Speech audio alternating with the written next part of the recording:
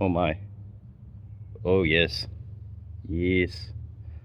Anyhow, we're taking the heads off of a PI block, putting them on a non-PI. I've gone over and checked the head gaskets where there's carbon left on the engine block right now. It shouldn't be an issue. There isn't really anything right here. This is actually some rust underneath after I kind of poked at the edge.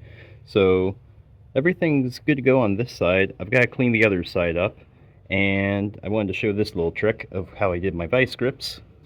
So did it that way I can rest this side that doesn't change when you're clamping it down on the head of the block, or the head. And then went to this one and basically used the little like cam follower guide thing and locked it down so it can't turn this way, can't turn this way. I can take this out of the way and easily get like in sequence or reverse sequence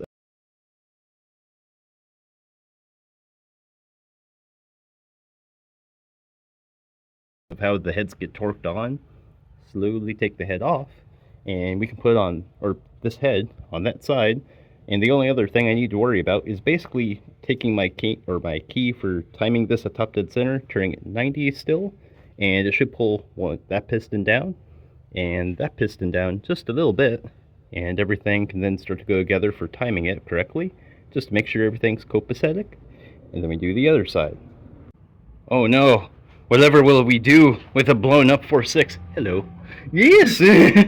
So, this is a Crown Vic non-PI block with PI heads swapped on, and to save you like 20 minutes of all these YouTube links that are wasting your time, I can explain to you how to do it and time it out of time. This is 180 out because we had the link timed up with this, and clearly doesn't line up because it's meant to line up and slip onto that dowel pin.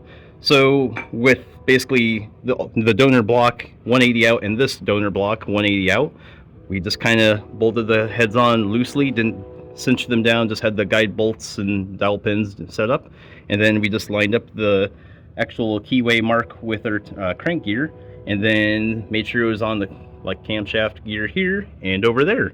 And just like I can do, it'll be a little tough with one hand, but I can at least prove the point.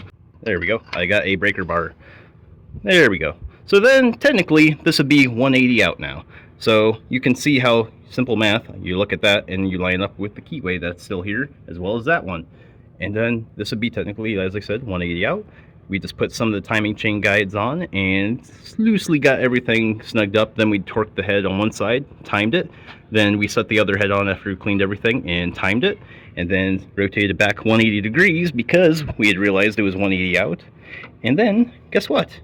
Everything's still copacetic because we don't have to overthink it like all these other people on the 4.6 groups and all the YouTube videos and waste 20 minutes of your time. And we have an engine that is not interfering because the compression is bumped up to 10.3, I believe, and no longer, like, it just works. It's as simple as that. The only thing, while you're swapping the PI heads on the non-PI block, you'll have to use non-PI like tensioners and stuff and guides, or as like what we cheated and you shouldn't do, we used one of the old non-PI like guides and then just used all of the newer like updated PI like guides, but it works fine. So that's about all there is to it. Anything else to cover? Well, exactly, it's ready to rock. Yeah. See you in the next bit. The block was made of cheese apparently. Yeah. Yes. So that's pretty gnarly, and that was a bunch of Hydrolock making a home before a tornado basically. So it was about 7.5 or 6 cylinders. Yep. Still made it home in time before a tornado around here. So yeah, now we get to put the oil pan on that we welded back up and then make about 300 horsepower. Epic. Yes.